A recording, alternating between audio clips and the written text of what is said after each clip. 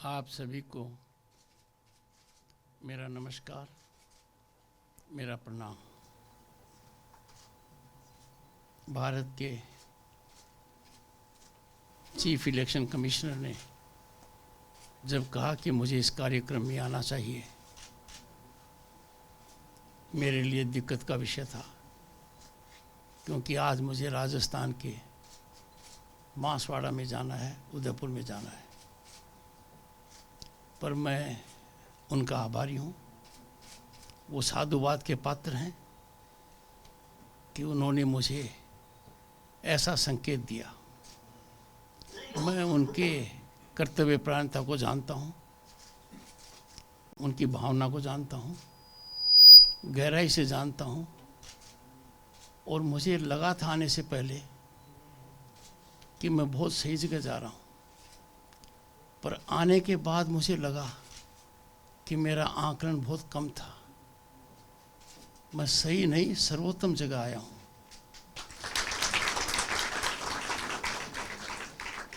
Doctor Jitendra Agarwal का जब मैंने हाथ पकड़ा तो मैं ऊर्जावान हो गया।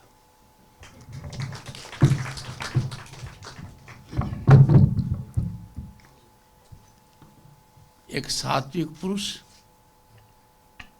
मुझे नजर आया। उनका उद्बोधन देखकर मैं अचंभित हूँ। क्या सोच है, क्या गहराई का सोच है, कितना व्यापक दृष्टिकोण है, कितना सार्थक प्रयास सार्थक का है। इस पर मैं थोड़ी देर में आता हूँ। मंत्री महोदय की उपस्थिति एक संकेत है कि सरकार, हरियाणा सरकार इसको कितना महत्व देती है। और सरकार के बारे में जो कहा गया है वो सराहनीय है। और मैं मानकर चलता हूँ कि राजेश जी की उपस्थिति का फ़ायदा उठाएंगे। केंद्र और राज्य मिलकर निश्चित रूप से सार्थक की बढ़ोतरी में पूरा सहयोग देंगे। और जो विचार व्यक्त किए हैं डॉक्टर जितेंद्र ने, they are implementable, they are need of the times and they need to be focused in Bharat that is home to 1/6 of humanity. हमारी तो सांस्कृतिक विरासत है कि हम दुनिया को एक परिवार मानते हैं। G20 में हमारा मोटो यही था।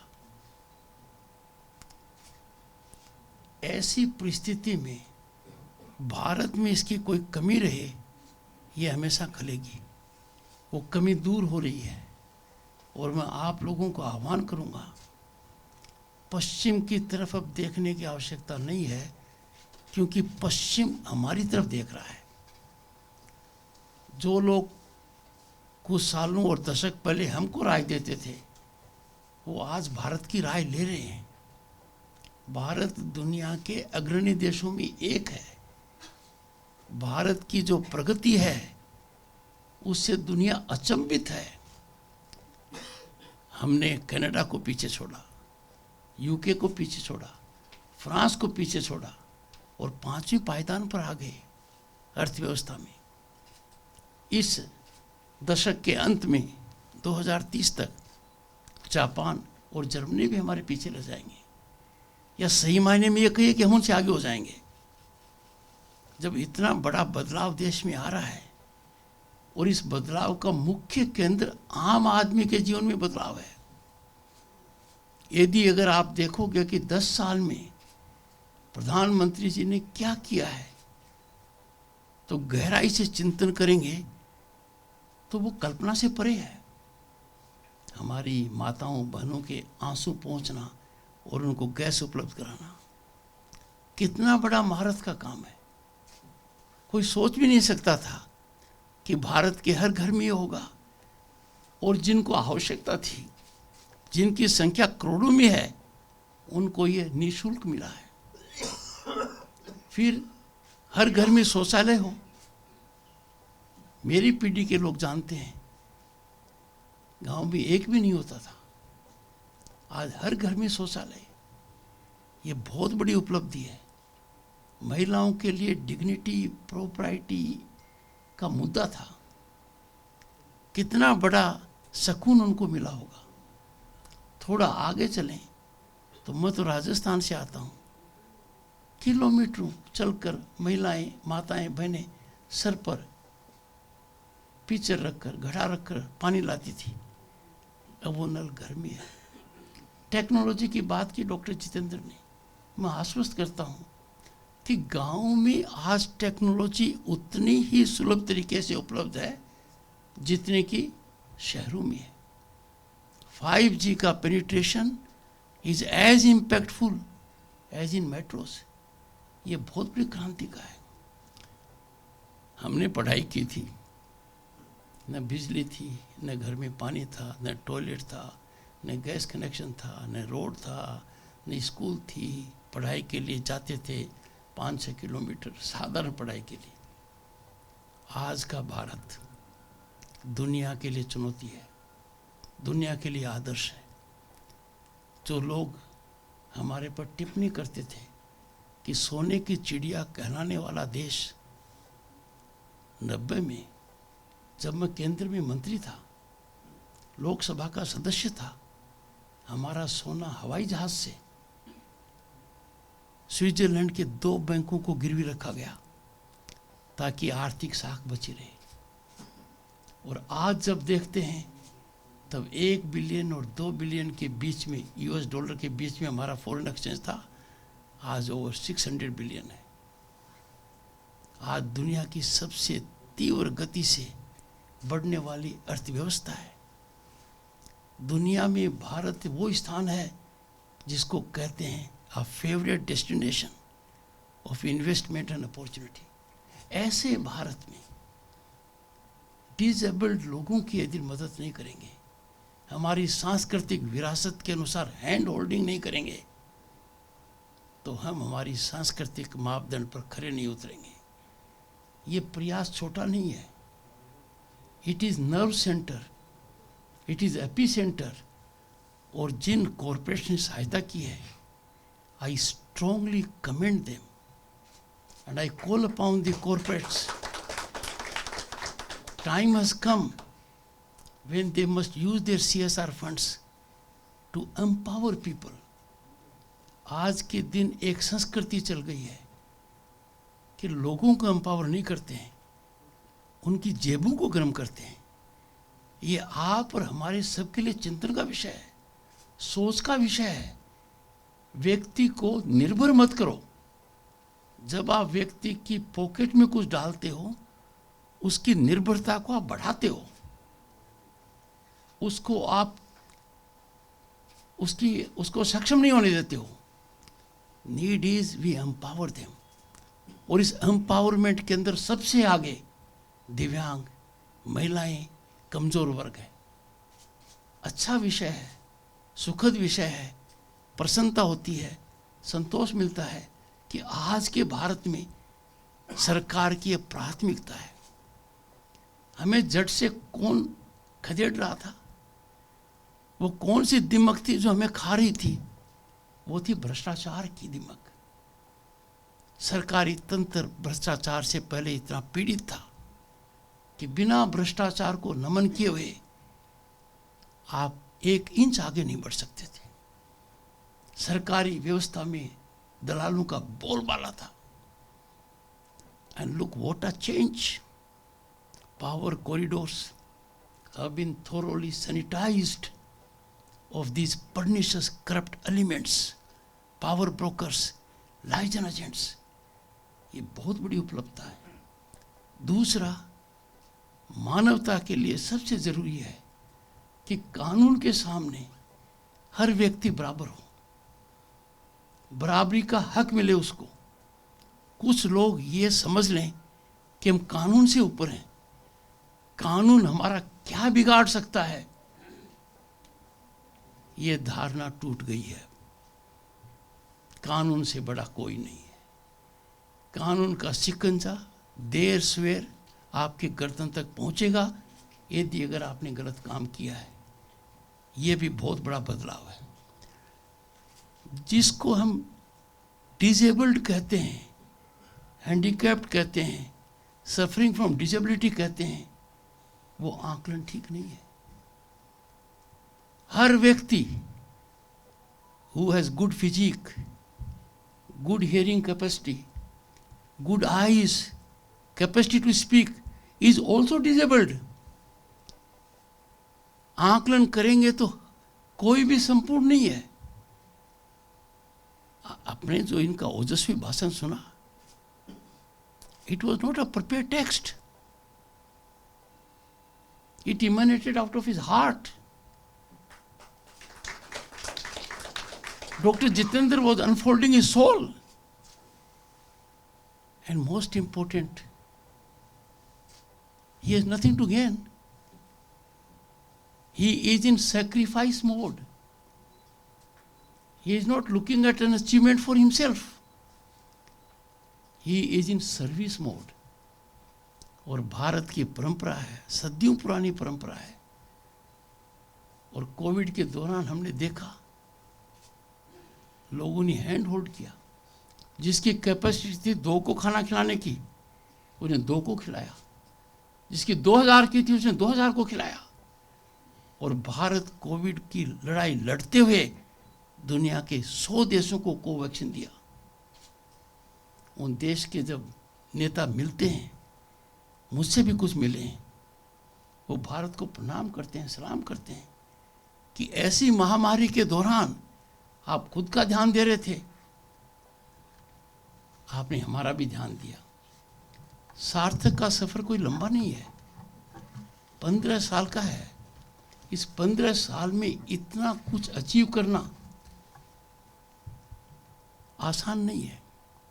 60-70 हजार लोगों को नौकरी दिलाना, और जिनको नौकरी मिली है उनका हौसला देखिए कितना बड़ा है। मेरे को पिछले 2 महीने में, 3 महीने में 2 अच्छे सुखद अनुभव हुए हैं। एक तो यहाँ आकर हुआ है, दूसरा रश्मि दास ने ऑटिज्म की एक स्कूल खोली है, बहुत बढ़िया खोली है। ऑटिज्म की डिसेबिलिटी एक अलग किस्म की है। उसका मतलब है वो बच्चा नॉर्मल नहीं होगा। पेरेंट्स में भी ज्यादातर महिलाओं के ऊपर भार पड़ता है। उनका सोच होता है, चिंतन होता है, मेरे बाद क्या होगा। वहां जाकर मुझे बहुत सुकून मिला। रश्मि दास ने, जो बहुत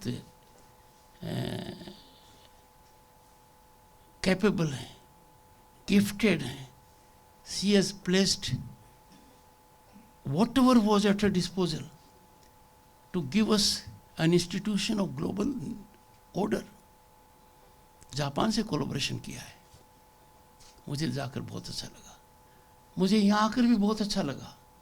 जब मुझे दिखाया गया कुछ चीजें, एक एक आइटम की ओर मेरी नजर गई। We get geometric in finance. Bed है, इतना महंगा आता है कि बेड पर कमर नहीं, बेड खरीदने में कमर टूट जाती है। और जो सुविधा मिलती है वो उतनी मिलती है जितनी मैडम ने मुझे दिखाया। We have to be innovative, we have to think out of the box, but in our own way each of us has to contribute in some way or the other. ये मुझे बहुत अच्छा लगा कि doctor Jitendra का मानस, सोच और कार्य प्रणाली गांव तक पहुंचने की है।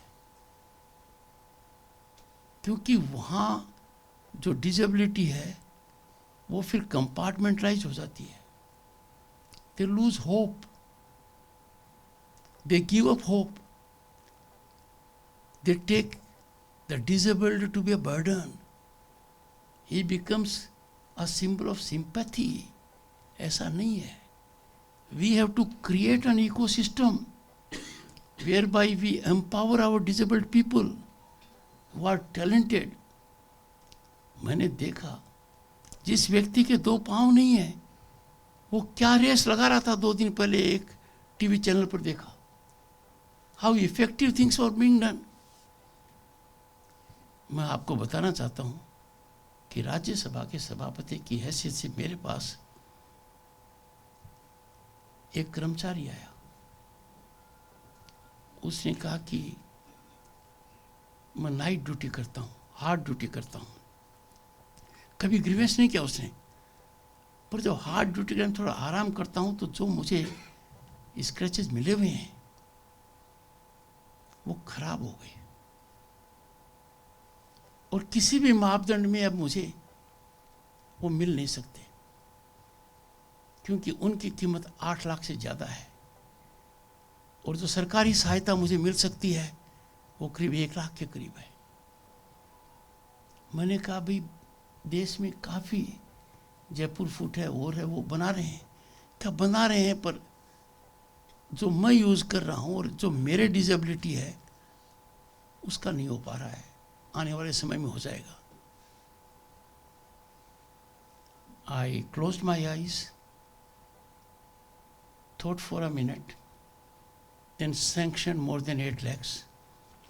He should get it. मैं उसकी मदद नहीं कर रहा था, मैं उसको मदद करने में जो बाधा आ रही थी, और वेरी एफिशिएंट एम्प्लॉई, उसकी वो मैं बाधा हटा रहा था। That has to be our thought process. Viklang people are not for sympathy. They are for exploitation of their wealth of knowledge, aptitude, inclination, expertise. दुनिया के यदि अगर देखोगे आप तो डिसलेक्सिया है। Einstein was suffering from dyslexia. Virgin Atlantic के मालिक ने तो एक वीडियो डाला है, लेट अस एंजॉय डिसलेक्शन। कहने का मतलब ये है कि डिसेबल्ड हम उनको कहते हैं जिनकी डिसेबिलिटी हमें फिजिकल दिखती है, पर वो डिसेबल्ड हैं जिनकी फिजिकल डिसेबिलिटी हमें नहीं दिखती, but that can be mental, that can be spiritual है। हमें हर प्रकार की डिसेबिलिटी का कोई न कोई रास्ता निकालना पड़ेगा। प्रधानमंत्री नरेंद्र मोदी जी ने, चाहे मन की बात हो, चाहे सरकारी नीतियों का निर्माण हो, चाहे नई पार्लियामेंट बिल्डिंग का हो, दिव्यांगों के लिए बहुत अच्छी सुविधा की है। सरकारी तंत्र में उनको नौकरी का स्थान है। सचिव महोदय बैठे हैं, रिगरसली इसको एनालाइज किया जा रहा है कि उनको अवसर मिले। जिस तरीके से हम मानते थे पहले कि महिलाओं को कुछ काम नहीं दिए जा सकते, वो उसके योग्य नहीं है, that ceiling has been broken. Our girls are combat pilots, combat pilots. They are in the front line of defense. Every walk of life. Same is true of people whom we call disabled. They are not disabled. We take them to be disabled.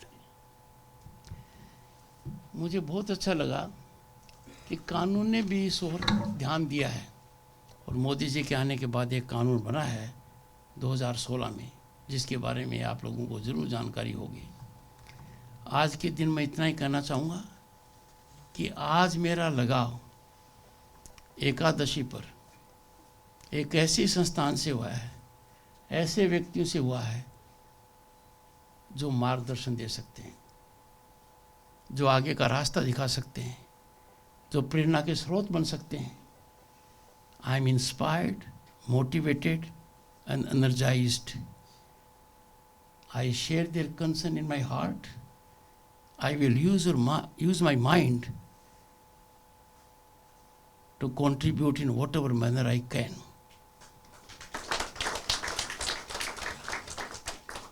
During this session, the current session of Parliament, which ends on 22nd December, I invite members of this Sansthan, Sarthak, to be my guest at Parliament. My OSD Bhalekar will organize and they will facilitate everything. I am sure this will happen soon. During that visit, I would make a special request for the Honorable Secretary to be present. That will send a good message all around.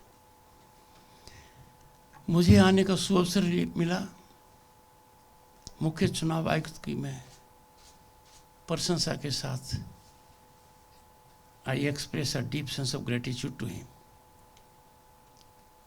वो एक बार के बारे में दोबारा कभी कहते नहीं हैं, इस मामले में उन्होंने 2 बार कहा। बहुत बहुत धन्यवाद। Thank you.